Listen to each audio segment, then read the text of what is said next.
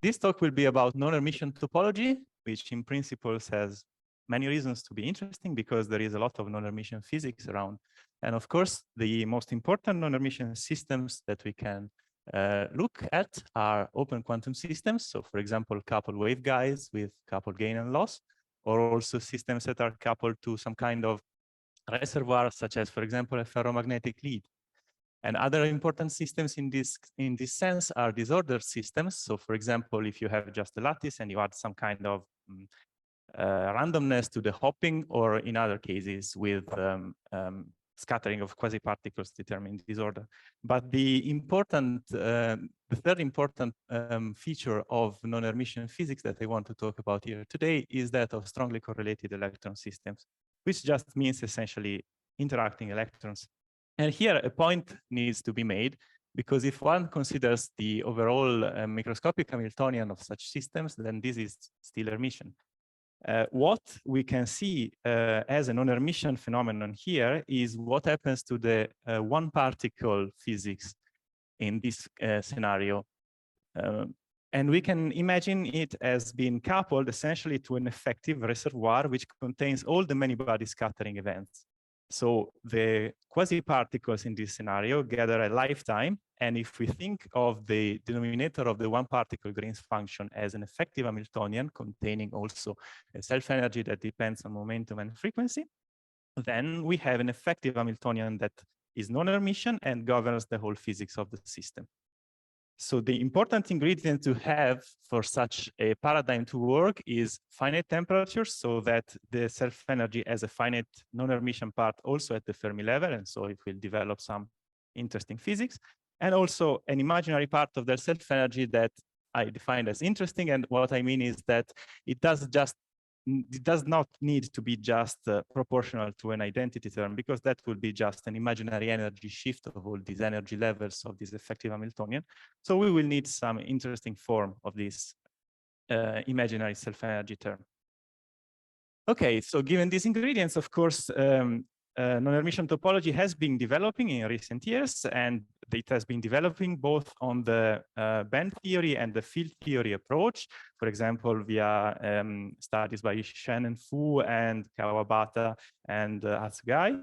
And it has been developing in a way that is essentially parallel to what we have had for Hermitian topology. So in Hermitian topology, we have a mapping between a parameter space and, for example, a Bloch sphere, or a space of quantities such as Hamiltonians or eigenvectors of the same. And in non-Hermitian topology, we have also features that are due to a mapping. So for example, a mapping from a parameter space to the space of imaginary energies, imaginary eigenvalues of a non-Hermitian Hamiltonian. And this gives rise to a whole lot of interesting scenarios, like, for example, these nice non-Hermitian knotted metals that have interesting Fermi surfaces. And then in Hermitian topology, of course, we have surface effects when we interface a topological material to some trivial material, for example, the vacuum. And in non-Hermitian topology, we have also surface phenomena, like, for example, the skin effect, which is a collapse of a macroscopic number of bulk states on one edge of the system. And finally, in Hermitian topology, we have protected degeneracies. And in non-Hermitian topology, we have the topic of my talk, which is exceptional points. Now, these have been already introduced in some posters, very nice posters that I've seen, but in particular, let's give a brief definition of what exceptional points are. And so from a mathematical perspective, exceptional points are just branch points. If you consider a non-Hermitian matrix, like the very simple one that I have here, then its eigenvectors and eigenvalues depend on this alpha parameter, which is in general a complex number. And you can see that when this alpha parameter goes to 0, this Hamiltonian becomes defective. So essentially, the eigenvectors collapse on top of each other. If we move on a path around this collapsing point, this branch point, then we have that the eigenvectors switch state once we make a full circle, once we make a full circle around this exceptional point. And of course, this is the start of a branch cut in the parameter space. And the real part of the energy eigenvalue will be 0 once during this circling of the exceptional point, in particular when the argument of this complex parameter is going to be pi. But this, from a physics perspective, means that exceptional points are protected degeneracies in the spectrum. And so here I've written the most simple non-hermitian Hamiltonian that we are going to be considering, which is the non-hermitian Weil Hamiltonian, which is effectively like the Weil Hamiltonian, but now D is a complex vector. And the eigenvalues of this Hamiltonian are the ones that I have written here on the right. Now B can be complex, but it's just an overall shift, so it doesn't make too much of an impact. And what is interesting here is that under the square root, we have a quantity that has a real and imaginary part. So if you, as you well remember, the Weil Hamiltonian can generate degeneracies that are protected in 3 dimensions, because to stabilize a Weil point, one has to put to 0 essentially 3 independent quantities that couple to the 3 Pauli matrices. While here instead, since we have complex eigenvalues, we only need 2 quantities to be independently verified in order to have degeneracies. And the 2 quantities essentially are the ones that put the real and imaginary part of the quantity under the square root to 0.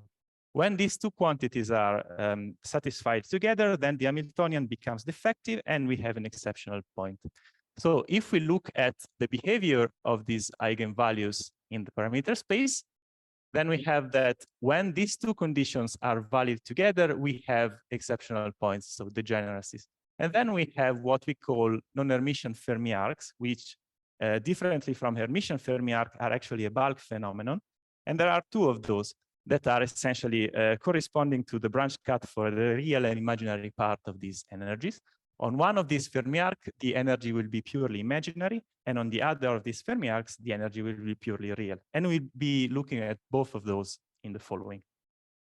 So since these are essentially equivalents of the Hermitian Weil points in the non-Hermitian realm, then there needs to be a topological invariant associated to them, which is the equivalent of the Hermitian chirality. And this is called the vorticity, but we can call it also non-Hermitian chirality. And it's just, the winding of the complex energy around the divergence point. And since in lattice realizations, we are limited by the periodicity, then we have that the exceptional points as their counterparts in the Hermitian realm, the Weil points, always come in pairs with opposite vorticity. Okay, so I will be proposing 2 routes to look at exceptional points in strong correlation setups. And the first one will be effective Hamiltonian type of realization, which will have the particularity that it doesn't rely on any specific assumption of on the interaction term. We will just use a very symmetric Hubbard-Kanamori term, but we will rely on spontaneous symmetry breaking to stabilize the exceptional points. And apart from that, what we will need is a non-interacting Dirac dispersion, because it's always nice to split a Dirac cone into some other features, such as Weil cones or here exceptional points, and electronic correlations, of course, to give us an imaginary self-energy. And the other route that I will be proposing is actually not Hamiltonian-based. We will be looking to other quantities that are intrinsically non-Hermitian, and these are correlation functions. So we will be taking a look at what we call exceptional susceptibilities, which actually means in essence that these kind of response functions can be looked at via a topological perspective. And here, most of the work has been done by Matthias Reiten, who is here in the audience. And I encourage you to look at his very nice poster, which is still outside, for more details on the procedure that he has followed. Okay, so let's start with the first route. And here we have our starting point, which is a non-interacting Dirac dispersion. There are many models that feature this kind of dispersions, but we will use for our purpose this three-dimensional extension of the celebrated BHZ model.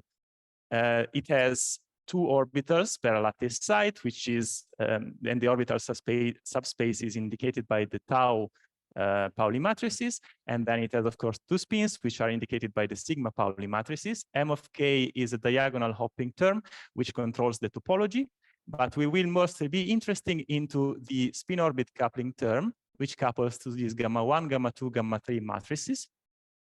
Because these, if we look at their form, they are in the gray square, we see that gamma 1 and gamma 3 couple to the same matrix in orbital subspace, but to two different Pauli matrices in spin subspace. So they are generating a sort of spin Dirac Hamiltonian all by themselves. Gamma 2 is actually not useful to our purposes, and so instead of looking at the bulk Hamiltonian, we can construct a system which is just a slab, finite along the ky direction. Now, depending on the topology of the system, this will be or won't be topological. We will choose a situation where this system is topological, and in particular, it will be in a weak topological state, which means that it has a surface state, but this surface state is not globally protected. It can be broken, for example, via time reversal breaking perturbations or also weak disorder. But now we have to concentrate on our gamma 1, gamma 3 matrices and on how we can obtain exceptional points from those. Well, first of all, this gap can be broken, as I told you, because this is a weak topological insulator.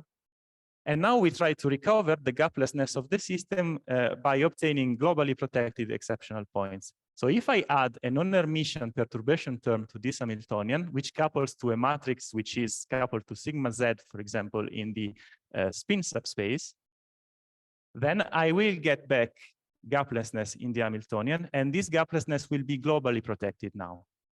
Now, what is interesting here now is that we want to obtain this result via a self-energy, and this is a very complicated form of a self-energy because it's off diagonal in orbital subspace. So we would like to simplify it.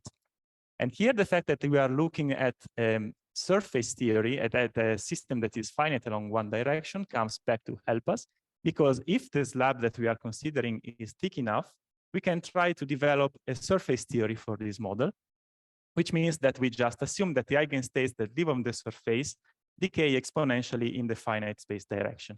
And once we do that, it turns out that the surface Hamiltonian of the system is only explicitly dependent on the spin degrees of freedom, while the orbital degrees of freedom get embedded into a scalar coefficient. So to our purposes, a term that adds this non-hermitian perturbation to this system can as well be coupled to something which is like sigma z tensor tau 0. And this is, apart from a constant overall shift that would make all the self-energy negative as they should be, what we can expect from a self-energy arising from a spin symmetry broken phase, so a ferromagnet. Okay, now we need the second ingredient to obtain exceptional point, which is electron correlation. And we will use a simple and celebrated Hamiltonian for this kind of system, which is the Hubbard Hamiltonian. Here it is in its density-density formulation, but we can also add other processes like a spin flip, pair hopping, and this doesn't change the picture. And this, of course, will induce a self-energy to our interacting system, which at finite temperature has an imaginary part, which is finite also at the Fermi level.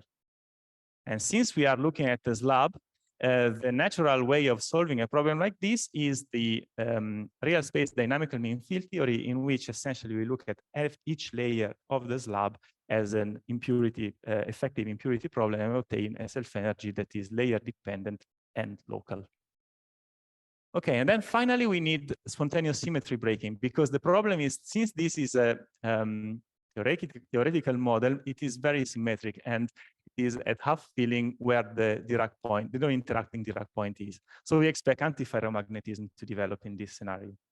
But we know that from this very nice result back in 1998 by Carsten Held and Dieter Vollert, there is actually a way to stabilize an interaction-induced ferromagnetic phase in a large filling interval away from half filling. So we just need to move the Dirac point away from half filling, which we simply do by adding a third band below the other two, completely uncoupled from the other two, apart from the interaction term. Okay, so we have to be careful with our model because, of course, we have many parameters to play with. We need to properly consider interaction coefficients, the Hubbard U and the Hund coupling that needs to be big enough so that the system can develop ferromagnetism. And then we also need to tune the filling properly, so we are away from a filling enough so that the system is ferromagnetic. And we need to be in a given temperature range, which puts us in the so-called exceptional surface metal phase, between a paramagnetic phase at very high temperature, which is not too interesting, and a situation at lower temperature when the system is magnetized, but the magnetization is so big that the real part of the self-energy difference will close the topological band gap, and so we will just have a bulk ferromagnet. So given all these ingredients, we can stabilize a finite parameter phase in which the system is an exceptional surface metal. And this is the result that we get. This is the real part of the energy that we are looking at for the slab system in presence of interaction. And as you see, we have a finite non-hermitian Fermi arc at the Fermi energy, which, due to the effect of the presence of off-diagonal and noisy components in the Monte Carlo determined self-energy of the system, is not perfectly straight.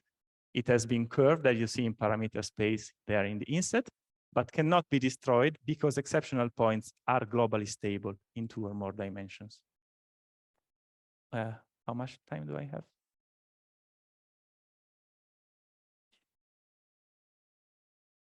Okay. Sorry. So, and then this is a first important point to notice, which is that strong correlation and finite temperature are able to upgrade a phase, which in the non-interacting limit is a weakly protected semi-metallic dispersion, to a globally stable surface metallic phase with a bulk Fermi arc, which is an effect of non-hermitian topology.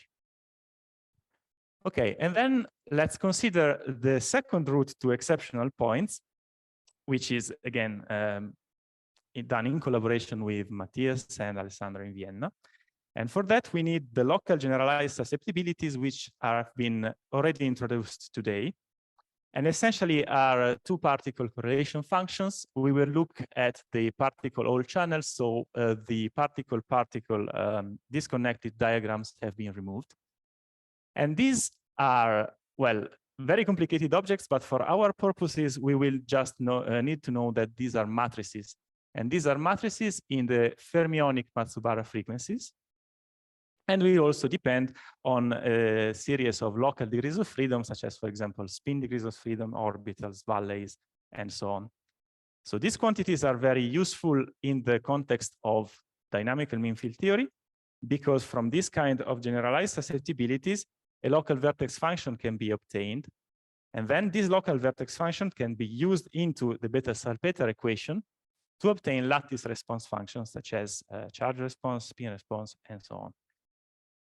But again, we are mostly interested in the matrix structure of this quantity, and in particular on the symmetries that this quantity inherently possesses as a consequence of Fermi statistics and of the thermal average that we are considering.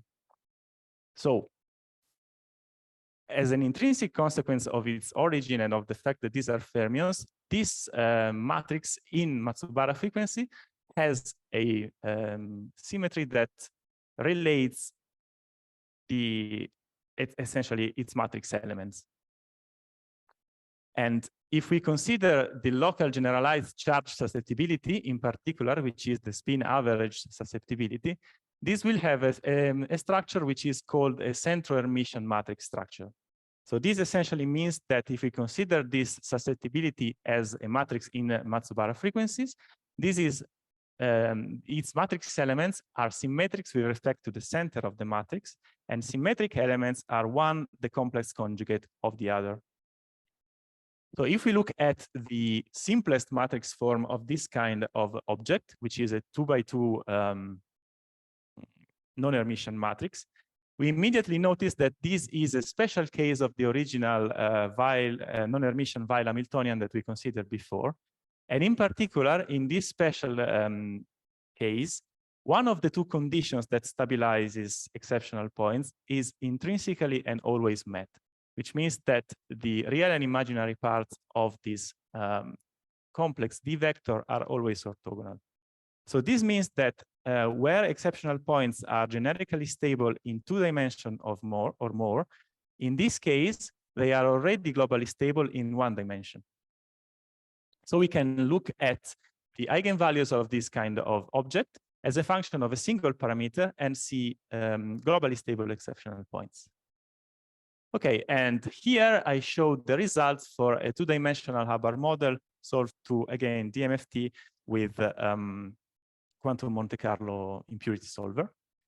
And as we said before, the presence of a branch cut in the real and in the imaginary part of the energy tells us that there are regions in the parameter space where the eigenvalues need to be purely real or purely imaginary. And in this particular case, we are interested in the fact that in a finite chemical potential range, the eigenvalues of these local generalized susceptibilities need to be completely real.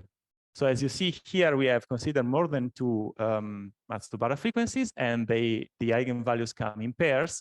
And in progressively decreasing ranges of chemical potential, the 2 eigenvalues that are complex conjugate merge into an exceptional point, and within a chemical potential range, these energies are purely real. And if the energies are purely real, they can, as has been proven in recent years, again by the Vienna group, touch a particular divergency line that here is highlighted with these dark green dots, where if we relate the local generalized susceptibilities to the uniform static charge response, which is a physically observable quantity, we have that this charge response diverges, which means that the system can develop instability or phase separation. And what the exceptional point tells us is that since the eigenvalue is bound to be real in a finite range of parameters of chemical potential, then there is a finite range of chemical potential in which this divergency can occur. So this is not a fine-tuned process. This is actually robust and topologically protected. So in this case, in this susceptibility scenario, the exceptional points protect in the parameter space given by interaction, temperature, and chemical potential, a condition which is necessary for the for the static uniform charge response to develop a divergency, and therefore for the system to undergo phase separation or instability between a compressible metal and an incompressible bad metal phases. Okay. So to summarize what I wanted to convey with this talk, essentially topology has been introduced in physics to give a new perspective with a strong accent on robustness. And this is true for Hermitian topology and non-Hermitian topology alike. Non-Hermitian topology in particular is very versatile because it can be applied to a whole plethora of different quantities, such as effective Hamiltonians, 2-particle response function, and any other range of quantities that exhibit a non-Hermitian matrix structure. So in the effective Hamiltonian scenario, we can use processes such as spontaneous symmetry breaking to stabilize correlating metallic phases. And in the other route, the susceptibility route, topology gives us a new perspective on the protection of phase instability scenario. And of course, this same analysis can be applied to a lot of other quantities that just need to be matrix form and non-Hermitian. So that's the end of my talk, and I thank you for your attention.